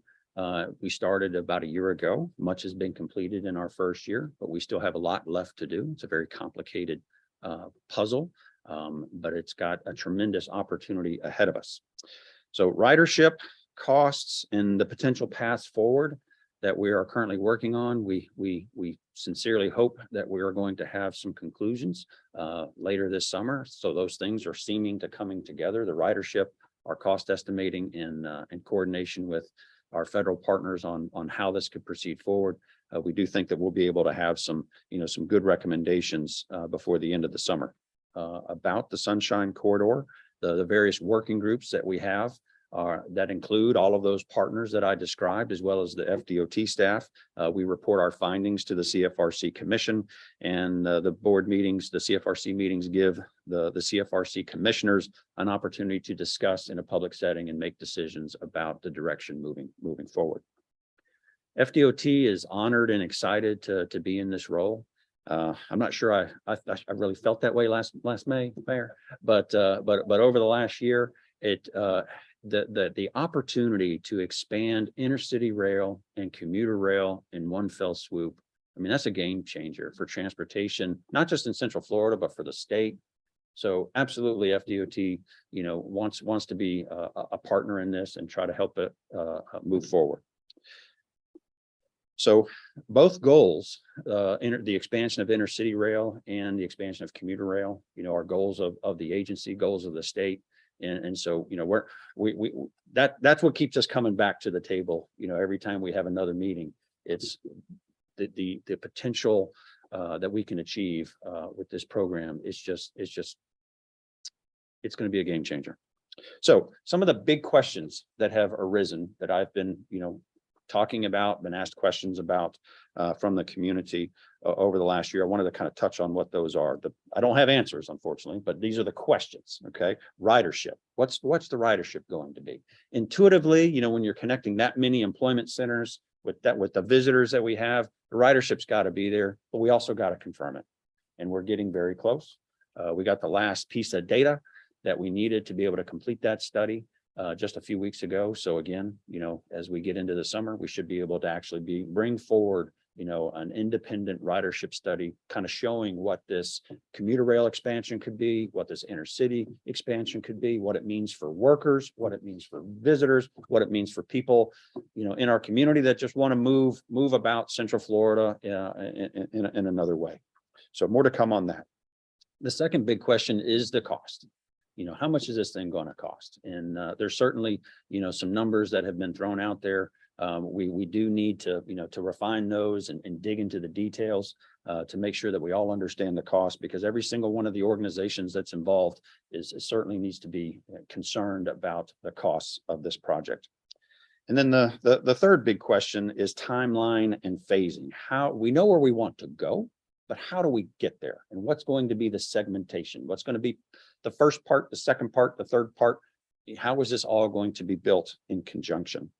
And that timeline and phasing actually directly relates to the cost as well. So trying to be able to answer the cost needs some clarity on how we want to time it, how we want to phase it. And again, more information on all 3 of those items later this summer. So our goal, the DOT's goal, as we're trying to work with our partners and make sense of all of this information and try to extrapolate some conclusions, we have a couple of goals. The first thing is we're trying to maximize the federal investment opportunities. The federal infrastructure bill created some monumental, never before opportunities for the expansion of intercity rail. So we want to make sure that we can take maximum advantage of that. The FTA has a continuing program that's been reinvested in over and over. It's what helped to build Sunrail in the first place, as well as all of our expansions. We want to make sure that we can take full advantage of federal investment from FTA. We also have a very healthy amount of private investment that is willing to go into the Sunshine Corridor. You have Brightline that's expanding service from South Florida up to Orlando. They're very interested in seeing that expansion go over to Tampa as well. We also have Universal Studios and Orlando's Right Rail Group that have come forward and pledged their support around a station location, as well as costs for development of the Sunshine Corridor, some of the costs for the capital, and some of the costs for the operations and maintenance. So we want to take full advantage of all of that private investment, all of that potential federal investment, because I do believe that even after all those things are taken into account, there's going to be a component that's left to us, state and local partners. And so we're all concerned about costs. We want to make sure that we're getting that piece, as small as we can, because at the end of the day, if we want to see the Sunshine Corridor become a reality, we're all going to need to contribute in some form or fashion. So those are kind of our guiding principles as we're trying to unravel this timing, the phasing, and the overall cost. And again, we hope to have more information as we move into the summer. We will be sharing that with the CFRC. So if you're interested in following this further, please join us at a future CFRC meeting and continue the conversation. And with Thank that, Madam you, Chair. Secretary Tyler. I know that Mayor Dyer would like to add a comment. I would, Secretary, I just again want to thank you and DOT for taking on the role of supporting this effort, as well as staff from the 4 counties in the city of Orlando that have weekly meetings on this. There's about 3 or 4 different meetings.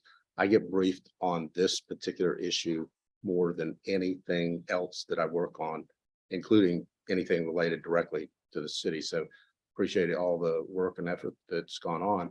And although it may seem outwardly like we haven't had much movement, there's been significant movement, at least in my mind, because number one, about 2 Decembers ago, we came to agreement with Brightline and the community on the actual route that would be taken, because there were 2 divergent routes that were being discussed at the time. And that was a very difficult conversation to have, the high-speed rail going to Tampa on a southern route, and then talking about Sunrail being on a more northern route. So I think that was one of the most important steps. And then I've been an advocate for getting Sunrail to the airport since I think I was born, maybe, or at least that Sunrail was born. And some would look at this project as a tourist train, but it simply is not. The notion of getting Sunrail both to the airport and to iDrive unlocks about 100,000 jobs, 20,000 or so in the airport area and 70,000 or so in the iDrive area. And that doesn't count if you go on to the southern iDrive stop as well. So I think this is the most critically important transportation project that we have in our community in terms of a long lasting effect. So we deeply appreciate your help and your support. Thank you. Secretary Tyler, I want to continue on that route also, because one of the biggest issues we're seeing at the airport is lack of parking. So if we can eliminate these folks from having to park at the airport, which we don't have enough space, we're going to see this issue. And I met with somebody at iDrive yesterday, and they have anticipated now their employees are at 80,000 on International Drive. So I like to call it the jobs train. We get people off the road, and we weren't successful in the penny tax, but this is something that could have some livelihood and be able to extend. I want to go to Mr. Good, and then I'll go to Commissioner Wilson. Oh, no, okay. Mr. Good, you're recognized. Honestly, it was just a comment about when you talked about the employees. The other part of that is the housing. We have housing coming. Orange County has, partnerships and investments in housing in that corridor, in the iDrive corridor. So for people who have narrowly described it, it is actually so multi-layered as far as the investment. Mr. Good, and then Mr. Getting workforce housing more accessible to the airport is as Mayor Dyer's pointed out, is huge. And we can't build IFA rules workforce housing on airport property, unfortunately, at least until somebody gets it changed. But my question is for the immediate, I completely I love this discussion, but immediately, how is I don't know if there's anybody from Lynx here, but there is a Lynx connection today from the Sand Lake Road Sunrail station to the airport. Do we know what that I'd really like to know what that ridership is today. And it's not advertised very well anyway. It seems like that's an immediate, from the parking issue, for instance. And I don't know whether this is a Lynx issue, a Sunrail issue, probably not a DOT, but at least that would be a good, imagine that ridership's pretty strong when it runs. Do you know Mayor Dyer or Mayor Demings? I don't know what the ridership is there, but there's just the inconvenience of transferring from a train to a bus in one ride. It certainly is not what it would be if Sunrail was running from downtown Orlando or downtown Winter Park all the way to the airport. Right. But at least. That is available. No, what it is available right this minute, or at least it can be improved right this immediate minute. I'm just wondering whether that's a lengthy discussion we should have. Or anybody else. I don't think we're ready for that discussion, but it could be something we could gather more information. Mr. Hutman. before we Yeah, move on. Madam Chair, I was just going to add that both transit agencies give a ridership report at the Commuter Rail Commission meetings. And we can certainly get you the Lynx ridership report from their last Commuter Rail Commission. And then when that's updated with the next meeting, get you that information. Great. Right. I want to move Employees on. will probably change. People with big luggage and baggage are probably not excited about changing, getting on the bus, but employees. that, you know, some of them vary once again. Sure. All right, I'm going to move to Commissioner Arrington and then Commissioner Scott. So Commissioner Arrington. Thank you, Madam Chair. Thank you, Secretary, for that update. Technology, obviously, y'all haven't determined what technology those trains will be to run. Do you see varying technologies being used? Is this the idea? Is it going to be a bright line train that runs from the airport to these multiple connections? Is there going to be a more of a Sunrail style train? Is there going to be more of a, have you guys gotten that in depth? And then also back to the cost prohibitive point, I guess in y'all's discussion and looking at it, is there a point where phase A is good, but phase B and C are cost prohibitive? So we must find other alternatives. I guess is how wide is the lens y'all are looking at this thing through, I guess is what I'm trying to find out. Thanks, sir.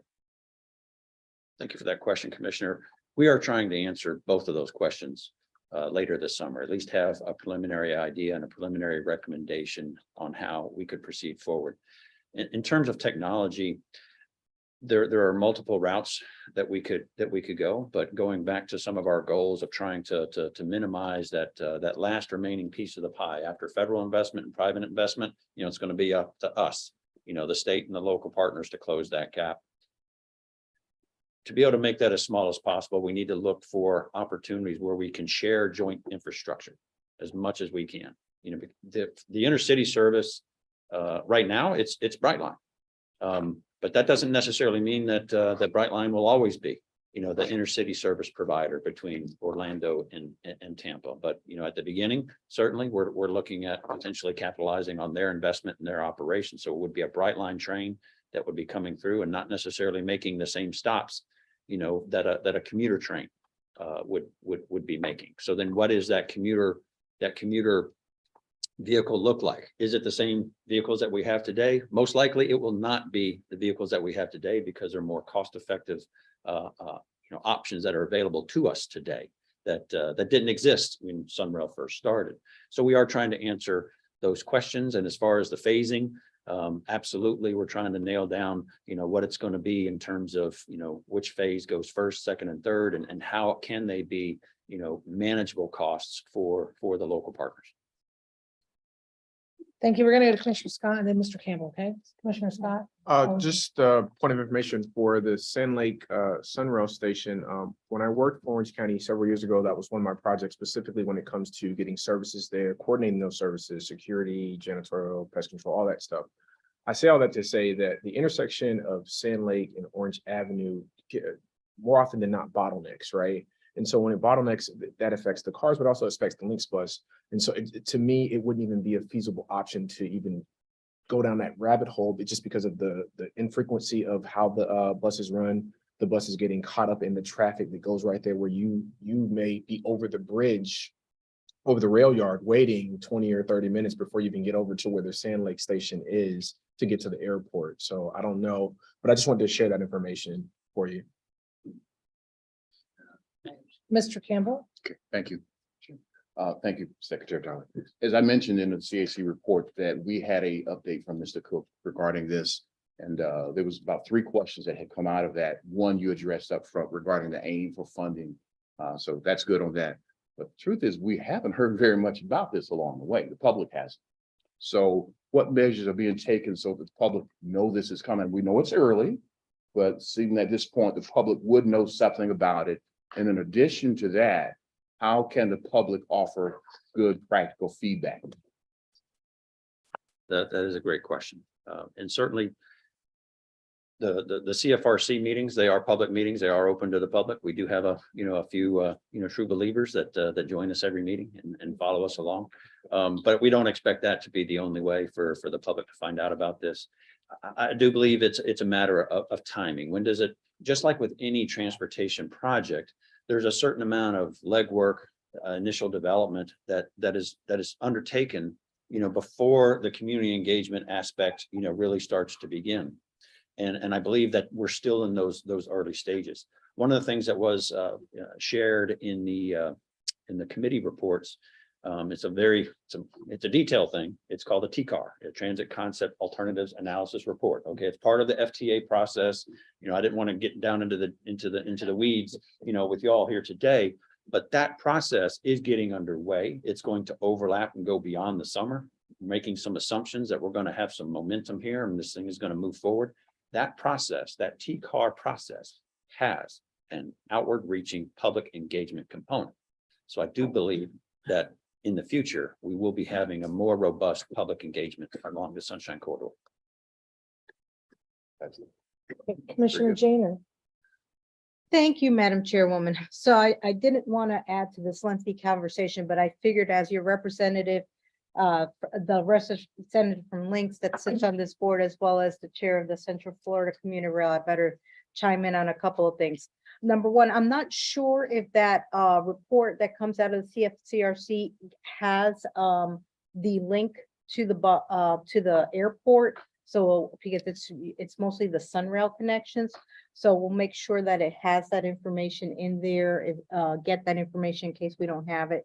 Second, your comment on the bus and the connection, not only your comments are good, also you're not taking into account the rest of the population that might want to catch the bus. It's not really feasible for somebody from Osceola County or probably Seminole to catch that bus, whereas a Sunrail connection would be very feasible for both. So I think those two things we have to take under consideration. Next, Secretary Tyler, I believe that you touched on this. Sharing of the corridor is going to be very important because there are costs that are very expensive on these rail corridors, such as positive train control. And we want to spread the love as much as we can and keep the costs down. And finally, public does have to be engaged. We do have a advisory committee that does consist of writers on the CFCRC, but I want to go ahead and invite everybody to participate in those CFCRC meetings and to come to them if you're interested in getting full updates on this. I've asked Mayor Dyer and Demings to lead the charge on the Sunshine Corridor. So we'll be having regular updates at the CFCRC. Thank you. That's all that I have, Madam Chair. And Commissioner Zimbabwe. Yes, thank you, Mr. Tyler. And of course, this is the peril that you get into when you bring a lot of good information to us. I'll try to be short, and it's probably for a different day. But in regards to the funding sources, that's something that I would be very interested in understanding once we get to that point. And understanding, is anything going to be considered similar to the dedicated funding that Tri-Rail receives in South Florida? That may not be an answer you can give today, but moving forward, I would very much like to understand what considerations, if any, would be considered that we be treated just like Tri-Rail. Understood. Great, thank you. Any other comments? Seeing none, we're going to let Secretary Tyler go on with that. We are now going to move forward with our original presentation A, which was the 2020 census impacts on urban areas and MPO board apportionment. Mr. Trauger, you are recognized and thank you for adjusting. Absolutely. That's a tough one to follow, but I'll try to make this topic as interesting as possible. So today I'll be providing a really just a status update, kind of kicking things off as it relates to our process, as it pertains to updating our planning boundaries, as well as it relates to apportioning our board. And you may ask, why are we doing this? And you haven't probably heard about this since you've joined the MetroPlan Orlando board. As I look around, is we only do this every 10 years.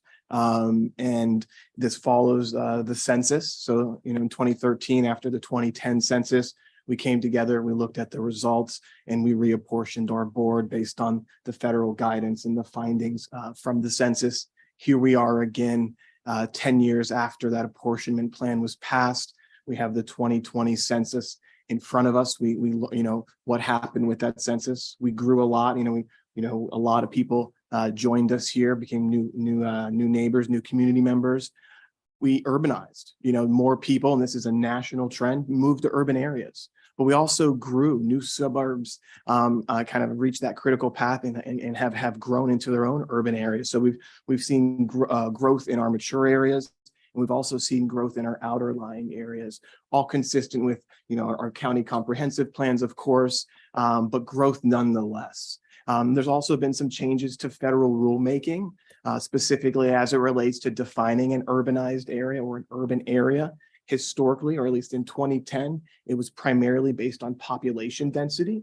That rule has changed. That final rulemaking was made just a couple of years ago, and it focuses as kind of a primary criteria as actually housing density. So it looks more on the development versus the individual as the primary criteria. What that means for us is some of the urbanized area that may have been in before may not be urban any longer. I don't think that's going to be the case for Central Florida, but based on those rulemaking, some of the more rural areas in the state of Florida may have some impacts to their urbanized areas. We've grown so much, as we've known, consistent with our plans. And the second item as it relates to federal rulemaking is some information on MPO coordination and planning reform. And really that information focuses on more coordination with surrounding MPOs. So as we look at strengthening our agreements, the work that we do with the Central Florida MPO Alliance and our other statewide groups, it speaks to kind of more focused, more comprehensive planning outside of our planning boundaries. We already have a great system in place here in Central Florida with the Central Florida MPO Alliance. So a lot of those connections, relationships, discussions have already been had. But this actually just strengthens that and actually makes it part of law, or historically we've been doing a lot of that voluntarily out of regional cooperation. So that's where we are now, 10 years from our last plan. So we have some things to consider as part of this process, and we'll be taking this through you at your board meetings and also with the executive committee as we get into this over the next couple months. But what do we have to consider? The first is our urban area boundary, what we've historically called our urbanized area. A lot of that is prescriptive based on the federal rulemaking, but we'll be incorporating and updating that as part of this apportionment plan. Our metropolitan planning area, kind of another term for planning boundaries, but we are the Metropolitan Planning Organization for Orange, Osceola, and Seminole counties. And our urbanized areas are the Orlando, Sanford, and Kissimmee urbanized areas. So a little nuance in between some of those, but a lot of it relates to how we interact with the state of Florida and our surrounding MPO partners. Another key consideration as part of this process, and one probably of greatest interest to you, is our board apportionment. I mentioned we've grown a lot. Hundreds of thousands of people have joined our communities over the past decade, and we need to make sure that our board has that geographic and population representation accordingly. And along the way, we also need to update, as I mentioned, our agreements with our surrounding MPOs, especially the Lake Sumter MPO. So you might ask, what guides this process? A lot of the structure and definition is found in Title 23 of federal law, but state statute does provide a lot more clarity as it relates to maximum number of voting board members, and also as it relates to some of the mandatory aspects of board apportionment. But within federal law and state law, our board also has the ability to set policy to apportion to slate yourselves. So while federal and state law provides some structure and some caps, some maximums as it relates to voting board membership, the board may set policy as they've done in the past to apportion themselves accordingly. So we have some deadlines, and all this has to happen by the end of the year. So it happens every 10 years, and it typically happens pretty fast as we look back historically. So earlier this year, the census did release those 2010 or the proposed 2020 urbanized areas. These are the non-smooth boundaries. And then later in January, they provided some GIS files. So some of the mapping files that allow us to really dive in and see what that change and that difference was. This month, actually, based on our coordination with FDOT Central Office, sometime next week, we're going to be receiving all MPOs across the state formal notification from FDOT Central Office about the urban area boundaries, what that means. And they're also going to be providing some guidance to all 27 of Florida's MPOs as it relates to how we need to move forward over the next few months. So we have 180 days from when FDOT provides that notice. So based on that, we have an approach. And again, we have to submit the apportionment plan, or excuse me, not again, but we do have to submit the apportionment plan by the end of the year, by November. We have to take, we have some steps in between, to some discussions to have, some analysis to take place. So what is our proposed approach? So we're going to be getting that final information from DOT hopefully next week, and that'll have all the information we need to start having thoughtful and meaningful discussions about the future of our board apportionment, as well as our metropolitan planning area. So how we plan to approach this is to make presentations to this board at all of your next meetings. But we also would like to convene the executive committee so we can have a more kind of, to the secretary's point, in the weeds discussion about some of these topics. And then we can, of course, report back to the board at their upcoming meetings. Again, based on the deadline and that 180-day period, we have until our November 8th board meeting based on when that deadline is. But based on our proposed schedule and our hopes with the discussion, we'd like to have a apportionment plan and our boundary maps updated for your approval at your September board meeting. We don't have an August board meeting, so that's where we'd like to convene that executive committee to make as much progress as possible. But again, like I said, we have a little grace in timing.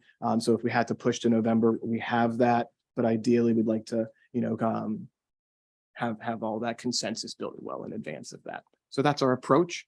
As we look at our current apportionment plan, as we look around the table, we have 20 voting members and 5 non-voting advisors.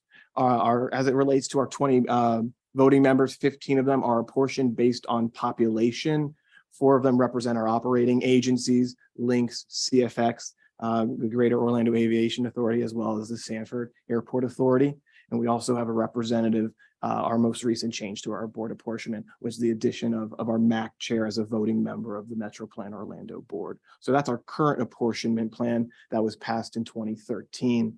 As it relates to the general guidance or some of the rulemaking that's out there, no less than 5. So, our board could be no less than 5 members, which would be rather small given the scale and kind of size of our region, but no more than 25. That's a hard rule across the state, whether you're a single or a multi-county MPO, 25 voting members. Mr. Good, Madam Chair. The Kissimmee Airport has a representative. Is Correct. that, They are a non-voting advisor. okay, got it. And that's not limited. Yeah, correct. There's no cap or maximum to non-voting advisors other than kind of the geometric exercise of this space that we're sitting in. It's now. great having Sean on the board. Absolutely. as well. So as we look at other general guidance, when we went back to 2010 and the population at that time, the rules were cities in charter counties with populations of 40,000 or greater must be represented on the board. Based on the updated census, U.S. Census Bureau guidelines, and just based on kind of the growth of our nation, they've increased that minimum to 50,000 that must be represented. Again, our board has the policy authority to apportion within that, but these are the mandatory aspects. So what does that mean? The city of St. Cloud, currently not an apportioned board member, they have grown substantially, I believe almost 50% over the past 10 years. So they're over that 50,000 mark. So as we go into our apportionment process, in discussions over the next couple months, that's actually a mandatory requirement by law. But some of our other discussions will relate to the latitude that's provided within the board policy. So some next steps, again, this is the first of many discussions and probably the highest level of one that you'll receive. But in preparation for those executive committee meetings, our staff is going to kind of continue to research the rulemaking and prepare the tools necessary to have a really meaningful and productive executive committee. So we're going to pull all of that census information, do some of the slicing and dicing, so we can, when we come together, we can have some scenarios and some ideas for our executive committee to start thinking about. Of course, kind of really nothing's off the table other than within the maximums that are found in federal and state statute. And as I mentioned, we're also going to continue our discussions with our surrounding NPOs. I believe Commissioner Moore mentioned, or excuse me, Wilson mentioned, we had our MPO, Central Florida MPO Alliance meeting just a couple months ago, and I gave a very kind of a different presentation. That's probably going to be higher level and looked at the implications kind of to the other MPOs in District 5 in and around the state. So we're going to continue those discussions. Every MPO has their own unique opportunities as it relates to this apportionment process.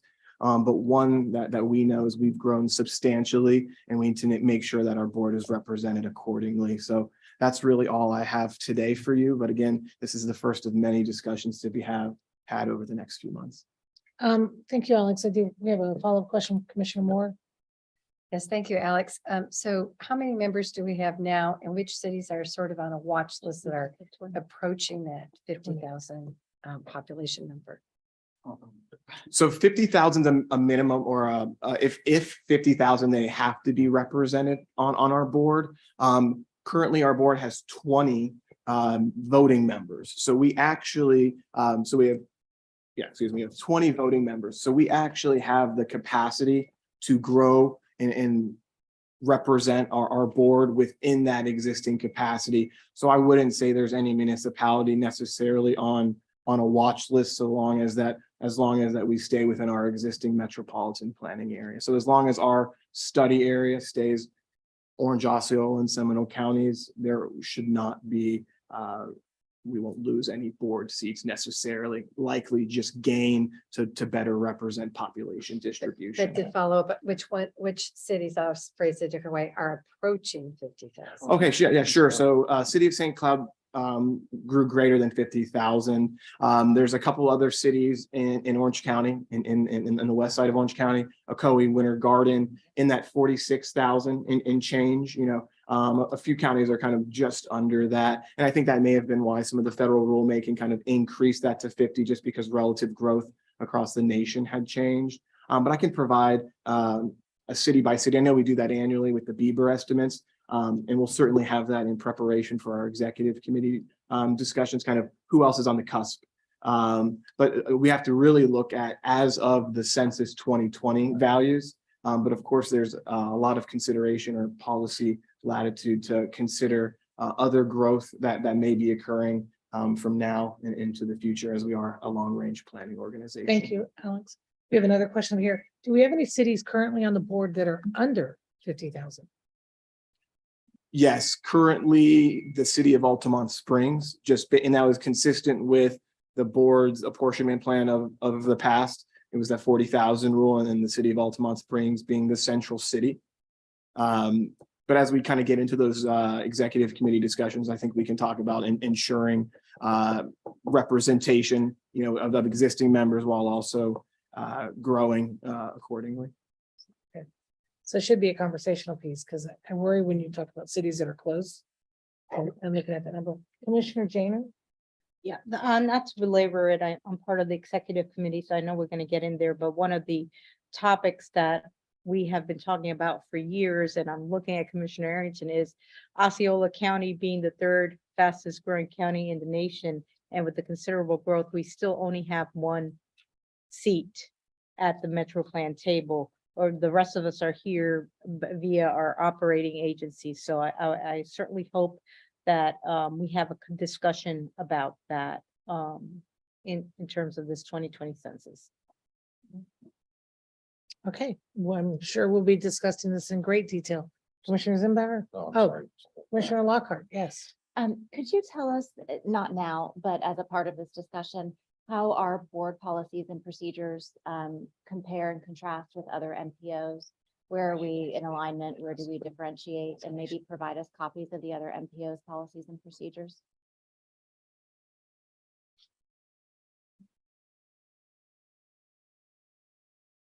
Thank you. Well, Alex, clearly you have a lot more to report to us in the future. So with that being said, we're going to move forward. Thank you very much for the presentation. I want at this time ask Miss Lisa Smith if we have any public comments either in person or virtually that would like to speak in the general nature. I have not received any in person, but I see that Miss Joanne Canellis has her hand raised on the virtual side. Okay, then we are going to recognize Miss Joanne. Miss Joanne, if you'll be so kind to state your name and address, and you have 2 minutes for your comment.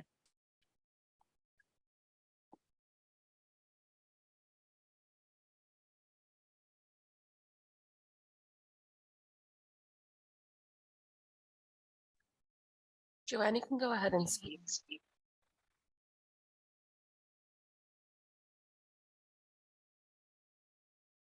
You're unmuted, Joanne.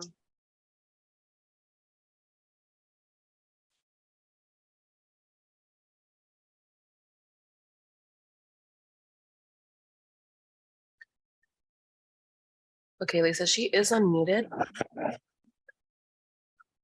Lisa, she is unmuted. Miss Joanne, are you there?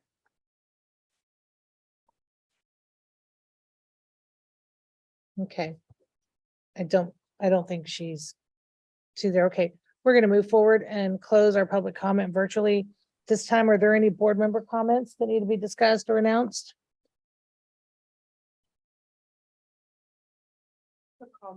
Commissioner Castellano, yes. Hey, can you hear me? Oh, there's Joanne. Yes, we can hear you, Miss Joanne. If you want to go ahead, you have 2 minutes. Okay, this is Joanne Canellis, grateful believer in Jesus Christ. And my phone and my address is 324 Claremont Avenue, Lake Mary, Florida, 32746. I'm sorry about the silence like that. Anyways, I would like to have 24 hours bus and train service, including holidays, weekends, and nighttime, and every 15 minutes for everyone. And I'd like to have my a bus stop over at the Osceola Road and Country Club Road, you know. I'd like to have the bus there. So I don't have to walk as much like I just now did. My feet was kind of sore sometimes. And we need the bus at the we need the bus back on Elvita Boulevard, and we need a bus closer to Central Passage Church, you know, like in the driveway, right in front of the driveway of Central Passage Church instead of way down like that. And I'd like to have the bus closer to Douglas Avenue instead of away from there like it is now, so that I can get on the bus and get off the bus without any hesitation. Because I got Kenny Davis is handicapped too, like I am, and we need to have the bus there. Please, thank you. Thank you, Miss Joanne. You're welcome. Okay, and now we're going to go back to Ms. Castano. Yes, so I was saying that I went to the Weekend Institute presentation on April 15, and Gary asked me the other day if I could say something about my experience. And I have to say that it was great. I learned a lot. I actually wrote down just a little bit of about the topics, and they went over the historic of transportation policy, the authority of MPOs, responsibilities, funding and influence. So I learned a lot about that, and also They mentioned that we are the custodians for the funds, which is great. And just interacting with the group was great as well, because it was very helpful for me. That was my comment. Yes, thank you very much. We did recognize you at the beginning, but no, it's okay. But I just wanted to let you know, thank you for your updates. Seeing no other, our next meeting is June 14th of 2023. Seeing no other business, we are adjourned. Yes.